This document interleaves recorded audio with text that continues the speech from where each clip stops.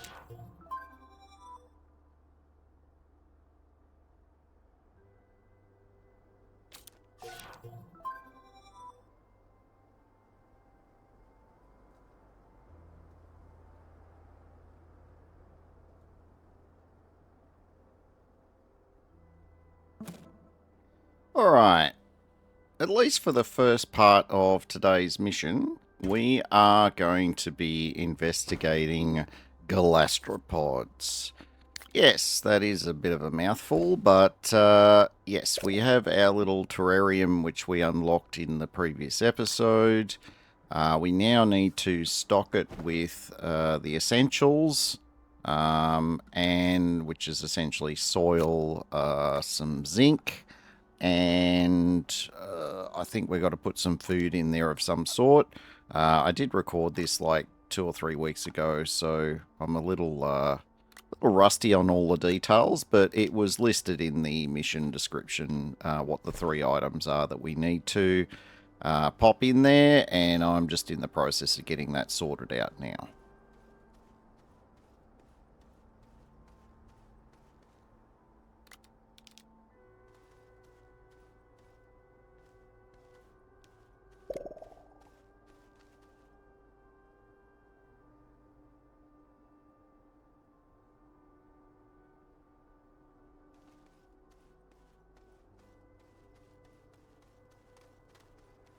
Ah, yes, I remember now. We need a bounce vine seed. So that's the little tentacle looking vine things that like to toss you up in the air.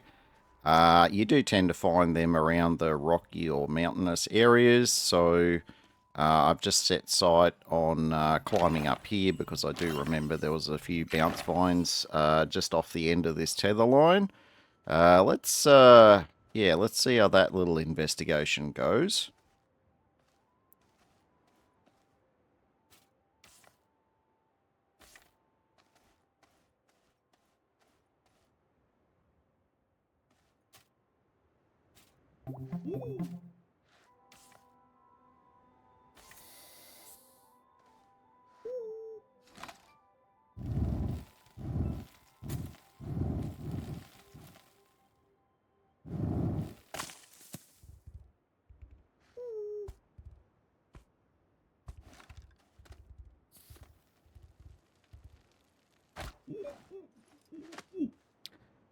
Yeah. Where there is verticality involved and the ability to stop becomes an issue, yeah, you do tend to fall to your inevitable demise. But we are quite close to our base, and honestly, it wouldn't be a rudimentary Rob series without me, dying at least once. So getting that minor formality out of the way, you can see that there's no adverse effect to you in terms of if you die, you just leave your backpack and mining gun behind with whatever was plugged into it. But as you could see before, there was a little locator that you can, hone in on. And because we were quite close to the base, we really haven't lost anything of any significance. So now that we've recovered, we've got our bounce vine seeds. We're going to take these back to the terrarium. And then I have a feeling some interesting things are going to begin.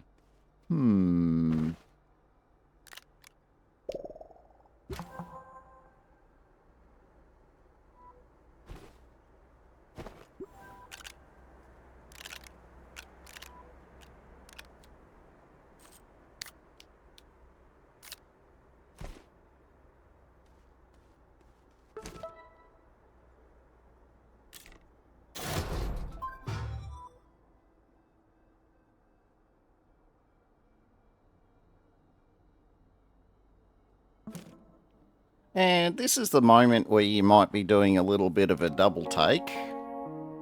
And yeah, you did see right.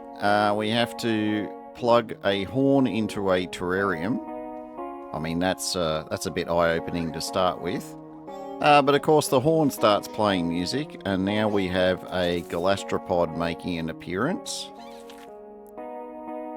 And we have to follow after it, and we have to do some emotes to make it happy.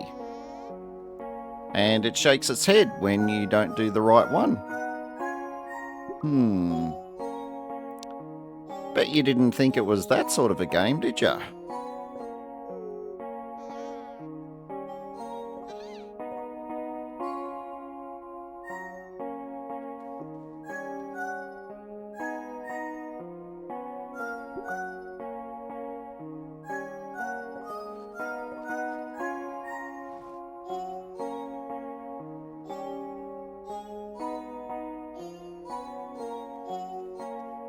Now, I kept doing an extra couple of emotes there because I wasn't sure if I was sort of done. I was a little distracted at the time, but as it turns out, once it still kind of just starts dancing and waving at you, you're actually ready to move on to the next step. And I was thinking that something else had to happen first. Turns out it doesn't. So all you do is you grab your terrarium and you take the horn off it, and then you just have to click on the terrarium and go befriend. And that transports the Galastropod into your terrarium, and you now have yourself a little buddy that you can carry around with you everywhere.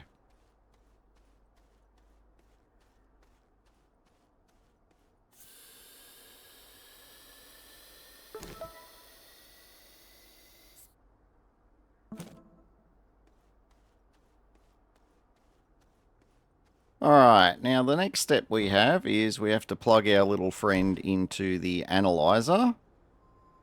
This is a non-destructive test, so don't worry about losing your little friend. This just scans him and identifies, you know, the next bits and pieces that you need to know, and unlocks the next mission. And the next mission basically tells you that that is not the only kind of Galastropod out there. And, oh, hang on, we've got an extra step we've forgotten. Alright, once we've got this one out of the way, we will then have the next mission. And long story short, for each planet, there is a Galastropod. And something I wasn't previously aware of, they all have little special abilities. I mean, they're not anything particularly remarkable, but they can, I guess, be useful in certain circumstances, and I will maybe leave it up to you to discover what those extra abilities may be as I uncover the, remaining Galastropods. I will be discovering them for myself because honestly, I didn't even know they had abilities, so I'll work them out as we go. Anyway, so this is the culmination of the mission that I was trying to, go through with Oladino ages ago when I was introducing her to Astroneer, because, well, anyone who's watched her videos knows that she just is a sucker for a companion animal type thing, so there you go. That's all for you. Anyway, now that we have completed that aspect of it, we're not quite ready to move on to another planet yet, so we're going to get back to a more local focus, and we're going to work on some of these other missions that we can try and, try and get some free tech out of, try and get some upgrades from.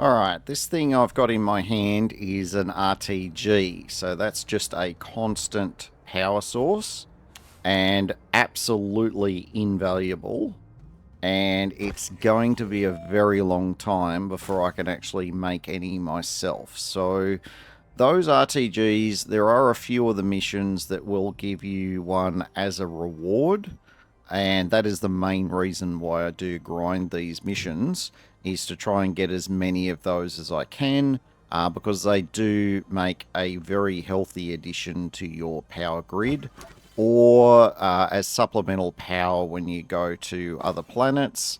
If you just want to go to a planet and explore, so you pack your shuttle with a buggy and of course some power.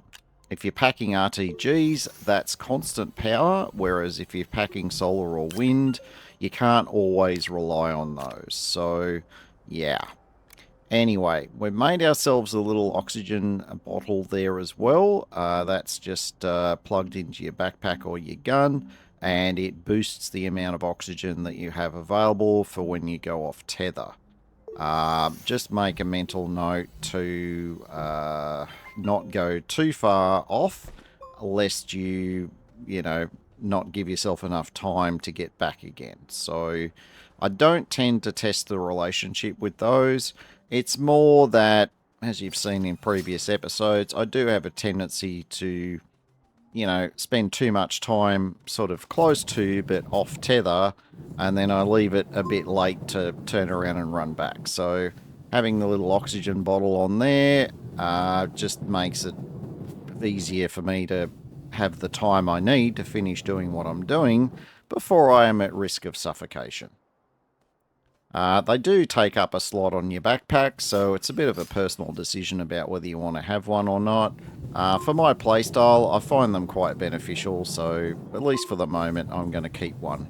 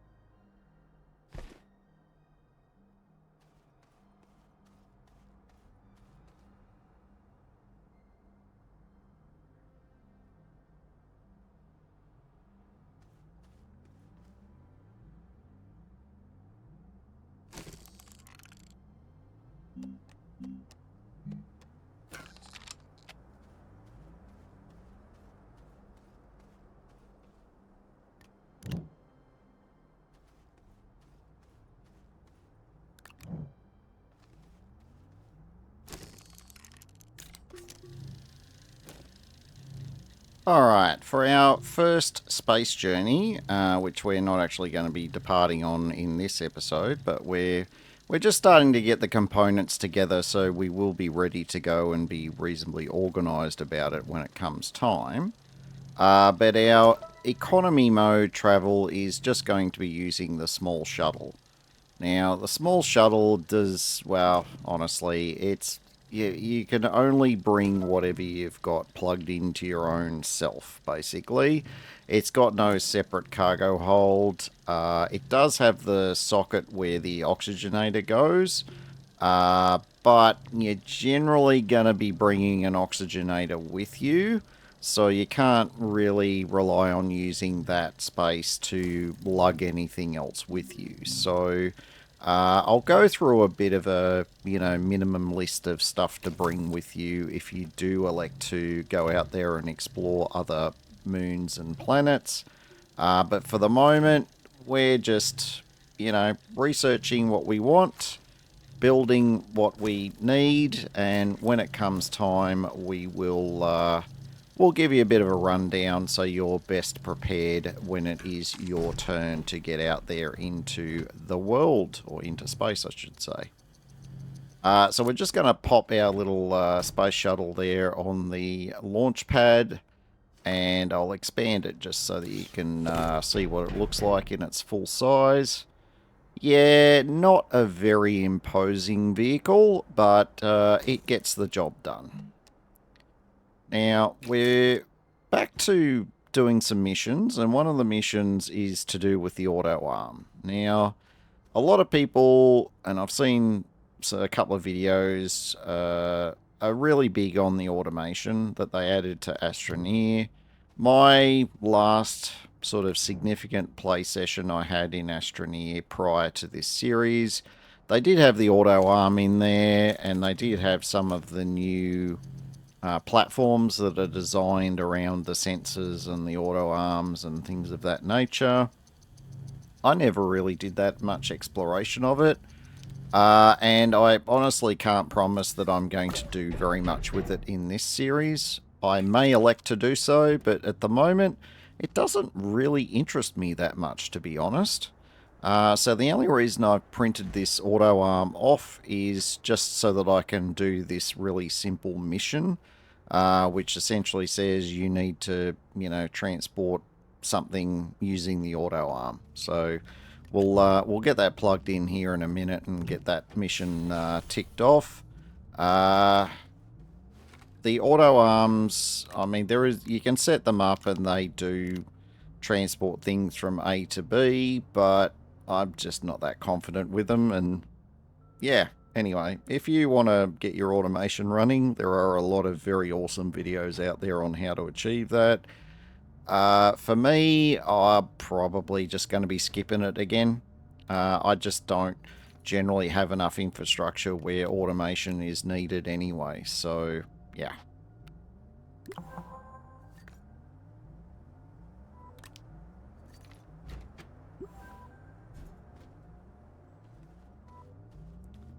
Well, there's a really awesome mission. I didn't even turn the arm on. I just plugged something into the arm, unplugged it, and that was it.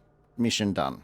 So I can tick that little fella off, get our appropriate reward, and move on to the next one.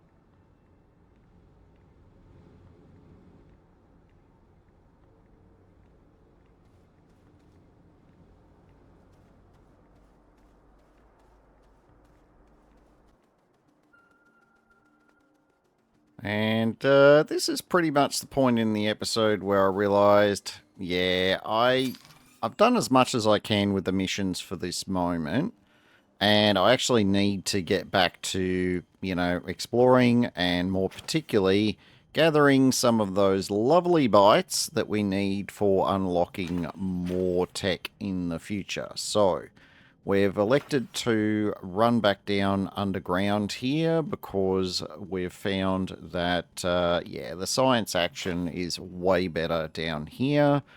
Not to mention some of the gear we find is at least as good as the surface, or at best, it is way better. So we've come down here. We're also going to be grabbing a bunch more laterite, which of course we can smelt that into aluminium, because the science things that we're going to be bringing back won't plug into our backpack. As previously suggested in the comments, yes, using graphite to make the little packages is a really awesome thing to do, and I may start doing that in the next episode. I'm a little hesitant to use too much graphite too quickly because I'm aware of some other things later that also use graphite. And it's not a particularly rare resource on any given planet. It's just, No, I guess I'm a little bit lazy. I've already found a reasonable supply, and I just want to try and make that last as long as I can. But look, I'll make some packages and demonstrate those in a future episode, and I will also I'll also work on getting a buggy up and running in a future episode as well, because they are a much nicer way of getting around and gathering, research samples. So stay tuned for both of those in a future episode.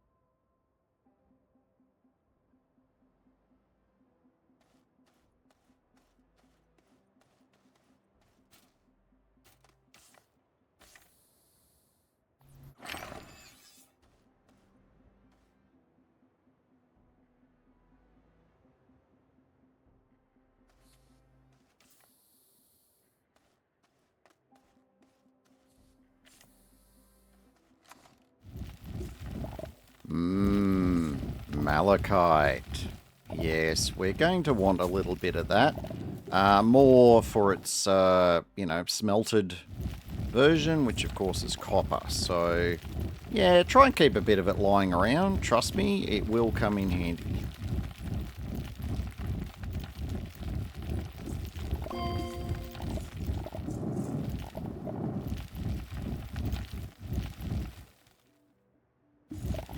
Now, you've probably noticed by now that mining, particularly in the mountains or as you get deeper underground, the speed of your mining slows down quite a lot depending on what type of, ground that you're mining into. So normal soil, this thing, goes through it without any problem. But as you get into harder and harder ground, you will find that it will just get slower and slower and slower. Not really a spoiler, but you will eventually reach materials that this drill will barely make a dent on. That's where you need to start installing the mods. The upside of the mods is obviously their improvements to the speed and direction and spread and things like that of the drill tool itself, but they also make it more effective against the harder and harder and harder materials. Now, the downside is the mods do draw power, and so this can be another reason why having the RTG on you can make a big difference, because it means you're not going to be depleting maybe at all, or you're not going to be depleting your backpack power as quickly if you've got supplemental power like an RTG plugged in to, soften the blow. So we'll explore much more of that in detail in later episodes. But for now, yes, I'm very aware that the drill is quite slow here, but it was towards the end of quite a long gaming session, and yeah, I don't think the brain was completely there at this stage. It was just looking for something slow and slightly monotonous to do, and yeah, it definitely ticked that box.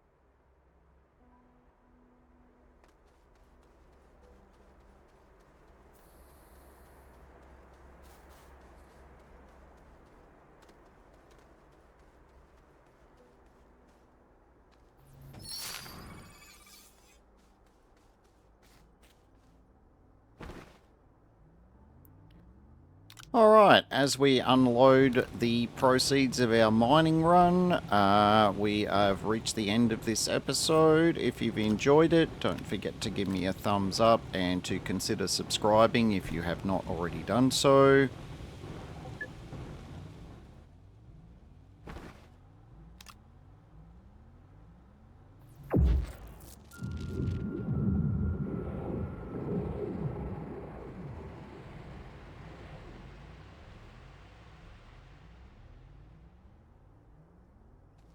If you have any suggestions or thoughts, don't forget to leave a comment down below.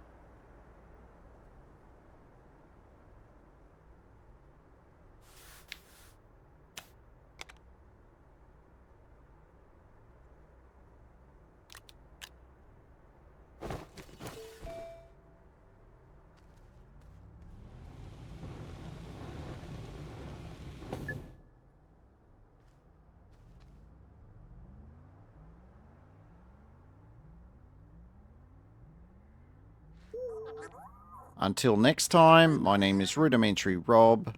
Thank you very much for watching, and have yourself an absolutely fantastic day.